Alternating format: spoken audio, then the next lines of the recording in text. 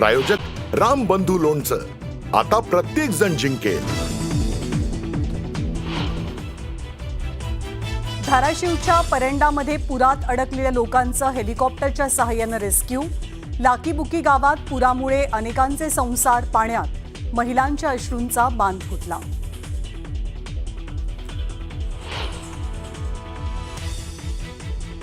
सोलापूरच्या बार्शीमध्ये द्राक्षबागा पाण्याखाली. हातातोंडाला आलेलं पीक पाण्यात गेल्यानं शेतकऱ्यांच्या स्वप्नांचा चिखल.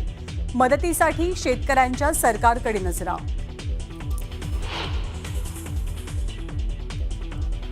अहिल्यानगर, जालना आणि जळगावात पावसाचा कहर.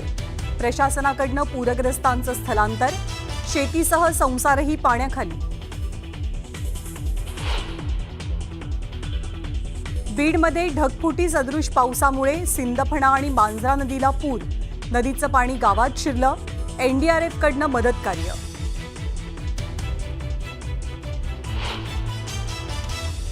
राज्यातल्या पूरस्थितीवर मुख्यमंत्री देवेंद्र फडणवीसांचं लक्ष. आवश्यक ती खबरदारी घेऊन जिल्हाधिकाऱ्यांनी समन्वय राखावा, मुख्यमंत्र्यांच्या सूचना.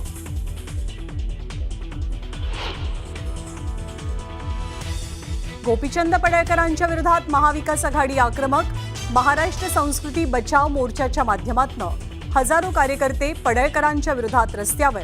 राष्ट्रवादीच्या नेत्यांचा पडळकरांवरती हल्लाबोल. आता रिकामं ठेवू नका, काहीतरी जबाबदारी द्या.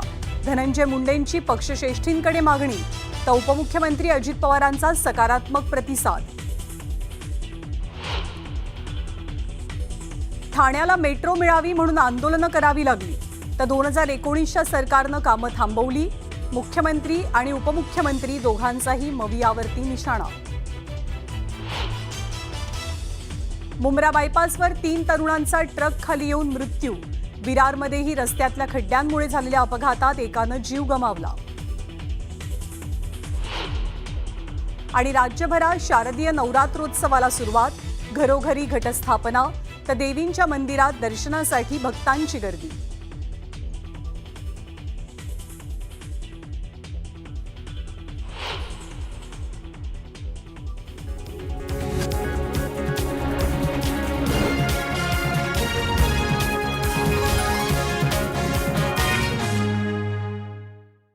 नमस्कार. आपला महाराष्ट्रामध्ये मी ज्ञानदा कदम तुम्हा सर्वांचं स्वागत करते.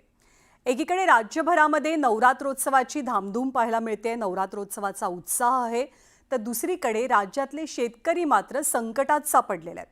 कारण राज्यातील मराठवाड्यातील बीड, लातूर, धाराशिव, छत्रपती संभाजीनगरसह पश्चिम महाराष्ट्रातील सोलापूर, अहिल्यानगर या सगळ्या जिल्ह्यात पावसानं अक्षरशः कहर केलाय. जणू आभाळ फाटल्यासारखा, आभाळ कोसळल्यासारखा पाऊस या 3ही जिल्ह्यांमध्ये झालाय. धाराशिवच्या परंडा तालुक्यामध्ये पावसानं अगदी थैमान घातलंय. परंडामधल्या अनेक गावातले लोक पुराच्या पाण्यात अडकलेत.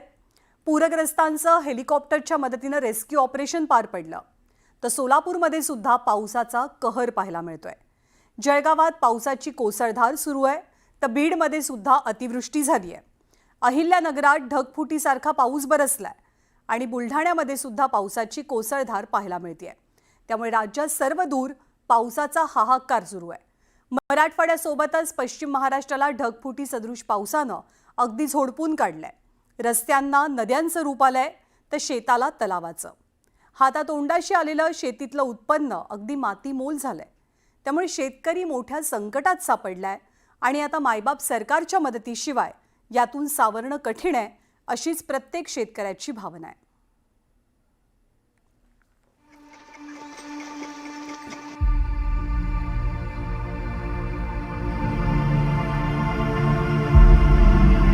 सोलापूर जिल्ह्यातल्या बार्शी तालुक्यात दुष्काळामुळे कायम होरपळणाऱ्या शेतांमध्ये आज अतिवृष्टीचं आरिष्ट कोसळलं. 100% पाऊस पडला तर देव पावला असं म्हणण्याची वेळ. पण इथे 170% पाऊस पडला. याचा अर्थ तुमच्या लक्षात आला असेल हे आरिष्ट किती मोठं आहे. नजर जाईल तिथपर्यंत पाणीच पाणी.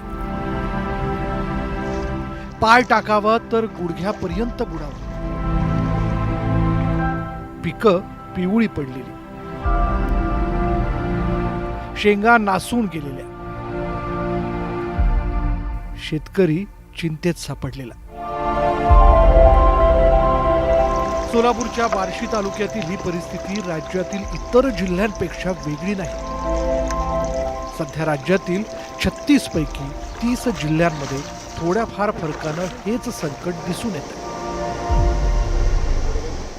तुम्ही तुमच्या हयातीत अशा प्रकारचं संकट बघितलं का? नाही, असा पाऊसच मी कधी पाहिला नाही. हा. तर जवळपास गेली 11 मंडल आहेत. 11 मंडलमध्ये आता पूर्णच्या पूर्ण अतिवृष्टीमध्ये सगळे मंडलाचा समावेश झालेला आहे. आणि विशेष म्हणजे एका मंडलामध्ये 3-3, 4-4 वेळेस अतिवृष्टी झालेली आहे. आणि रात्रीचा तर पाऊस भीतीदायक पाऊस होता. आता चांदणी नदीला पूर्णपणे महापूर आल्यासारखी परिस्थिती या ठिकाणी निर्माण झालेली आहे. आणि जर पिकं पाहिली तर सोयाबीन असेल, ऊस नदी काठचा सगळा पूर्ण साफ झालेला आहे. बार्शीतील चांदणी नदीला पूर आल्यानं गावाकडे जाणारे पूल पाण्याखाली गेले. त्यामुळे आगळगाव, मांडेगाव, खडकलगाव, धस, पिंपळगाव, देवगाव, कांदलगाव या गावांचा संपर्क तुटला. या पावसामुळे उडीद, कांदा, सोयाबीन आदी पिकांचं प्रचंड नुकसान झालंय. मूग आणि उडीद हे असे 2 पिकं आहेत खरीपामधले जे सगळ्यात आधी येतात. कमी दिवसाचं ते कमी पीक दिवसाचं आहे. पीक आहे. आणि बरोबर जेव्हा ते काढणीला आलं, 1 दिवस सुद्धा पाऊस थांबलेला नाहीये. आज बार्शी बाजारपेठेमध्ये जवळपास 20-20 हजार कट्ट्याची आवक उडदाची येत होती. पण 5-6 हजार कट्ट्याच्या पुढे त्याची आवक सुद्धा झालेली नाही.